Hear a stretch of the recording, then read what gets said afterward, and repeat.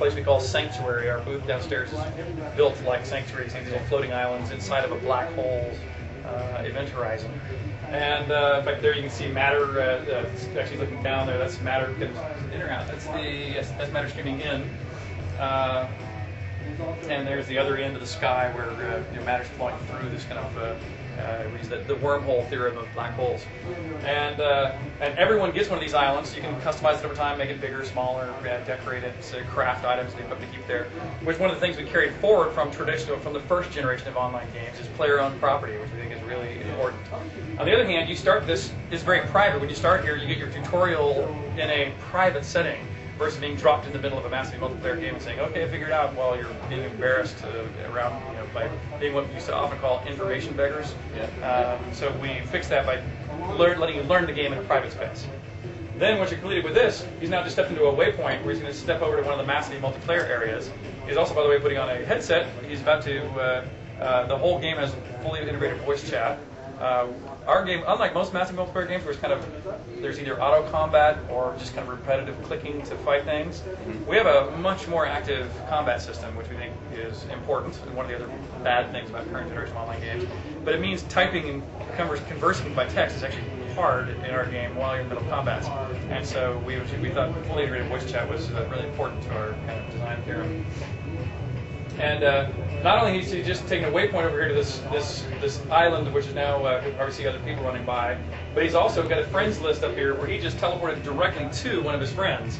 And so our whole little world of Sanctuary, this massively multiplayer hub that as we describe it, is once you've explored an area and found the waypoints in it, it's really easy to just teleport around. Like Diablo 2, but actually even more, they're actually denser even than that. We never want travel to be a problem, or you never should even think about getting together because of travel time. And in fact, once you know anyone in the game, you can just immediately teleport to each other. So that the metaphor is that it's fun to explore someplace once, but it's boring to repeatedly get through it.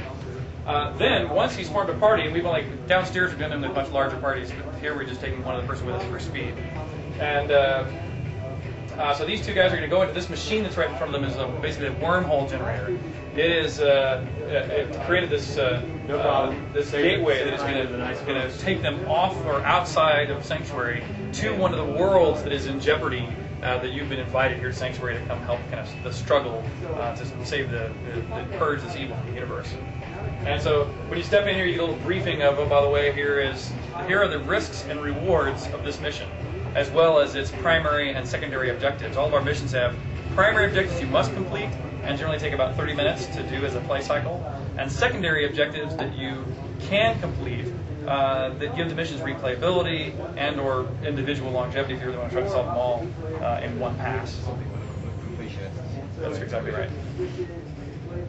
As they've arrived, this one is called, this first mission here is called Prison Break, where they're trying to break out a prisoner. There's prisoners being interrogated and tortured, and they've got to get to him before he dies through the torture process, and then as well as extract him from this environment. That's the primary objective. The secondary objectives are there's a whole bunch of other prisoners that can be rescued to get different bonuses for how many of them you actually get out of there, and there's a few boss monsters around that there's plus objectives to eliminate as well. Roger that. And so let me talk to you a little bit about some of the combat aspects now of the game too. You're familiar with the little shortcut bar with your weapons and abilities and things at the bottom. This is Star's personal attributes and his party members as well. And so, for example, Star has his health and his body, mind, and spirit are the red, yellow, blue indicators. And unlike other massively multiplayer games or even role-playing games in general, where once you find your biggest, toughest weapon, you just continue to repeatedly use it, our game is very different, where with body, mind, and spirit, there are weapons of those, they're physical weapons, or the body weapons, things like swords and guns. The mind weapons are information weapons, things like books and scrolls. Remember the movie Snow Crash, where you saw a digital image to cause you mental strife? All the mind weapons are information-based, and all the spirit weapons are song and dance and music. And then when you target an opponent, like right now he's just targeting this opponent, you see this object here? This is a consider meter. This is his target's attributes, and this is the relative, you're not getting a number here. So this just tells you the relative strength of my attribute versus theirs. And in this case, for example, you can see his biggest advantage is mind and body and spirit. Excuse me, body, mind, and spirit. Now he's no opponent. But he was biggest in mind. And he had the biggest advantage in mind. And that tells him that if he uses his mind abilities, his mental abilities, that will be the best way to affect this particular opponent. But he may or may not be running out of his mana pool in mind, and so he may have to switch to his secondary advantage and hopefully avoid the one that he's the weakest in. You know what I mean? Then plus, what this device is, this is what we call a chi meter. And every time he has a successful attack, you're going to see this gauge go up in like 1, 2, or 3 lights. And those are the levels of what we call chi strike you're allowed to use. And so that means, again, instead of being passive, you need to build that up, hopefully as rapidly as you can, which you can do by using a variety of attacks versus we discourage repetition very directly in the game mechanic. And once you build up chi, then you can do a special attack, much more like a fighting game, to dump a lot of chi. So he's done a little bit of chi here. He's now using one of the information weapons. He's using his light pen to form glyphs in the air that will go and attack the opponent. So he's got a little bit of chi built up there, but it's going to slowly bleed away when he's not in combat, so he may or may not get a chance to use it yet.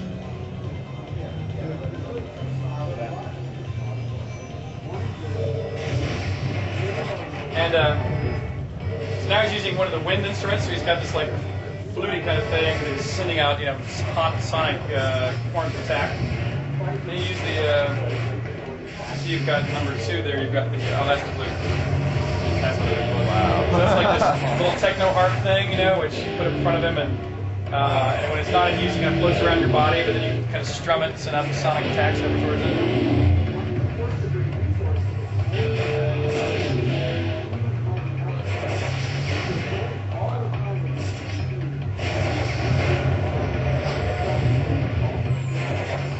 And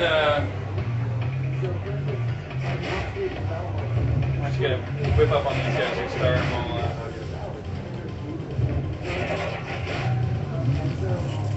You're about to get a bunch more. So we're going to cheat here a little bit just to. So what power is that then? Now, again, there's a whole bunch of jail cells around here that could be going and trying to rescue prisoners. But as you're escorting the prisoners you're rescuing, of course, they are not only now in jeopardy, but they will fight for themselves as well. So if they get attacked, they'll fight back. You can heal them up and try to prevent them from being killed. If they have any skills or abilities of their own, they'll also be using them in those combats to support you. And just inside this next room are some of the boss monsters and the prisoner that they are trying to look for.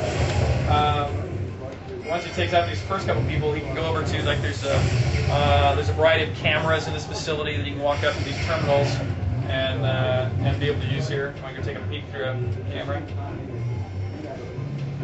And so here in this room, this is one of the big boss monsters who had his control panel, and he's the one that is controlling. These are prisoners on the ends of these kind of tentacly looking things that are being tortured. But the one that they're looking for is actually upstairs and behind them. That camera didn't show the place that they ultimately need to go.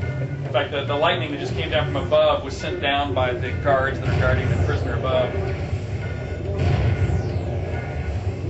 You see the torture, these lightning bolts that are coming down from that machine up top that are kind of torturing the prisoners that are on those hanging racks. I see.